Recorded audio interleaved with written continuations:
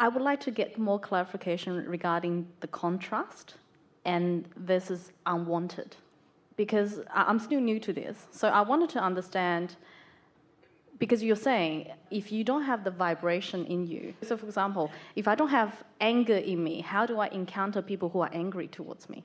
You don't. You don't, right? So that is a contrast, right? Like meeting someone who happens to be there and... Well, there's a flawed premise that you're starting from here. Right. Okay. Anything that comes to you is coming in response to something that you're offering vibrationally. Law of attraction never misses that. So it is not uncommon. It's a very common thing for something to happen, and in the beginning you think, where is that coming from? There's none of that in me. But if you weren't emitting some vibration of it, it wouldn't be there. That's why we always say there are two ways you can tell what your vibrational output is. One, by the way you feel. But if you're insensitive to the way you feel, if you got used to being ornery, if you are angry and you're so used to being angry you don't even know you're angry, so you're not noticing the vibrational indicators, then the second way is as it manifests. Because if it's present within you, it will get bigger and bigger and bigger. Most humans are offering, we love you so much, a very sloppy vibration.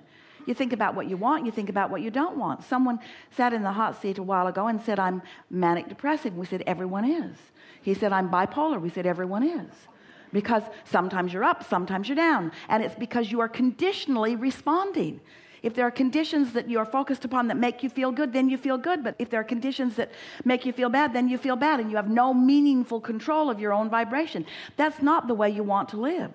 A lot of people are living that way, but it's not a comfortable way. It's a sort of roller coaster ride, you see. But when you get control of your vibration, when you show yourself that with your desire to feel good and your understanding of how it works and your understanding of the laws of the universe and your understanding that this is a vibrational universe and that you too are vibrational and that you're emitting a signal and that you have guidance within you that lets you know the relationship between the signal that you're offering and the signal that is truly who you are. As you pay attention to the way you feel and you care about the way you feel. You want to feel good. You want to feel good. You want to feel good. You want to feel good. So you find thoughts that do feel good and you find thoughts that do feel good and you find yourself letting that thought go because it doesn't feel good. And you catch it in the early stages. We love the momentum story. You're at the top of the hill. You're in San Francisco. And you think just for fun, you'll take your brake off, your parking brake off, and you'll take your car out of gear and you'll just nudge your car just a little bit, just for kicks, just to see what happens. And then as the car begins to move, you know for sure what's going to happen because you're not new around here. You know about gravity and inertia. You know what's going to happen. And you realize what's going to happen. You don't want that momentum to get away from you. So you step out in front of your vehicle and you let it bump up against you and you stop it right then and there. But you wouldn't want to be at the bottom of the hill stopping that momentum. And yet a lot of you do that because you're not thinking in terms of being vibrational beings. So you let momentum go. At first it was sort of fun. It was fun to be witty with your tongue, and it was fun to maybe get the better of someone, and it was fun to be competitive, and it was fun to feel advantageous, and it was fun for a little while, and then it got going, and then it wasn't so fun, but you couldn't stop it. You couldn't stop it all of a sudden because you've got momentum going, and law of attraction is now bringing you things that match that. And now law of attraction is bringing you things that match the momentum that you didn't mean to get started. Now you are a reactor to the things that law of attraction is bringing to you, and now you begin to feel vulnerable. You're sure that it's not your fault. Somebody else should have done something better. It was my mother. My mother should have got me off on a better foot, you see. Some even go so far as to say it's past lives. I'm in this life compensating for past lives. Are you kidding? When you emerge into non-physical, you leave behind all of that stuff along your physical trail that you picked up along your physical trail. There is none of that. It's just you emitting a signal, deliberately or by default. Your choice, you see. But the story that you told about Esther in that car, and then the car broke down, and Esther had a great time during this trip. So the contrast was the car breaking down. But if she didn't attract that, how did the car break down? Esther felt no contrast in any of that. That was just part of the adventure. Nothing went wrong in that unfolding. That was just more of the fun. If you'd been in that car with those 5 people plus the driver, you would have understood how much fun they were having. Okay, so if I was in the car and the car broke down and I got mad, then Say again? Then did I attract that? If I was in the car and the car broke down and I got mad, then did I attract that car breaking down? Well, everything that comes to you, you attract. In other words, you have to understand, Esther has been on the road for so many years, driving the monster buses. She loves the adventure of the road. There was nothing that she liked more than to have to find resources within that weren't there. It was like the feeling of being a pioneer. It was the feeling of the new. Life is very boring if everything's going just the way you expect it to. Isn't it nice that there's something? Contrast doesn't mean wanted and unwanted. Contrast means variety. Contrast means more opportunity to choose. Would you want a buffet on this beautiful ship with 2 choices? No. You can have this or that. Take your pick. Well, I don't like either one of them. Well, too bad for you. The more variety there is, the more opportunity there is for you to expand and have experience. Yes? Yes. So maybe what's hanging you up a little bit is the idea of contrast. What is it anyway? What is contrast? And we see contrast as the variety that helps you to decide, the variety that helps you to define, the variety that helps you to uniquely choose your life experience. Like the creator that is gathering the components and putting it together on the canvas or on the sculpting table. The variety that gives you the opportunity to express the uniqueness that is you, you see. You're creators. You're not regurgitators. You didn't come to follow the footsteps of someone else. You didn't come to see someone else that did it good and then try to pattern yourself after that.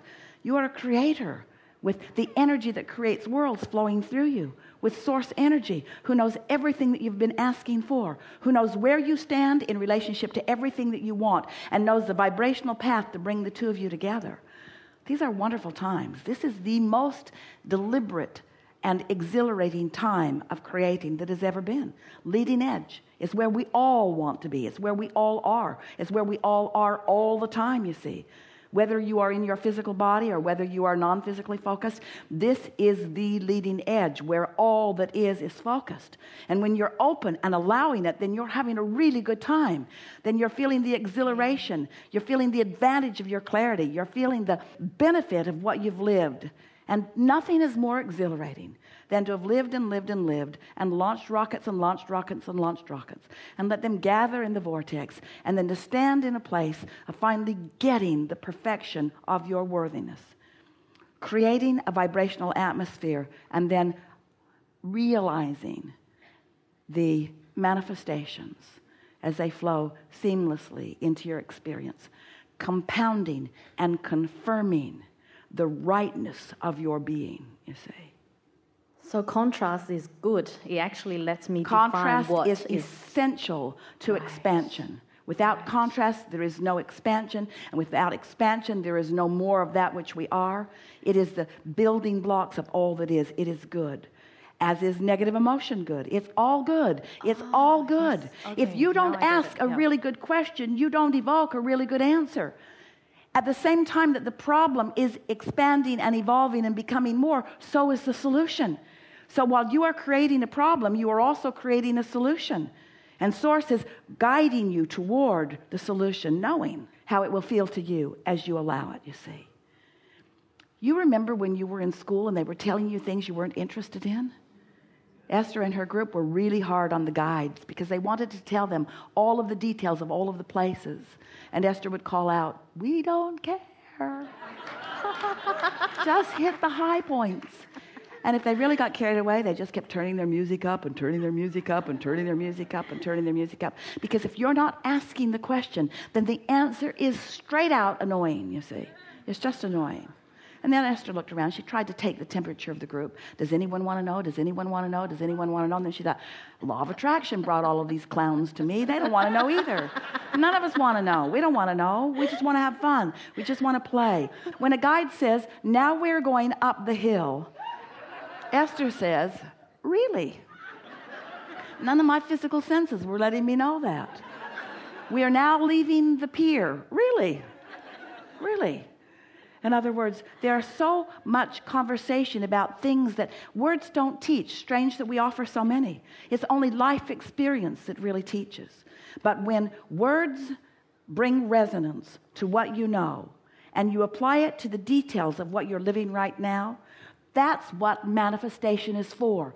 That's why we want the manifestation for you of all of the things that you want. Because when that, whatever it is that you wanted, relationship or whatever it is, improvement in relationship, whatever it is that you want, when that manifests into your experience, it brings full circle all of the components of the asking and the allowing and the receiving.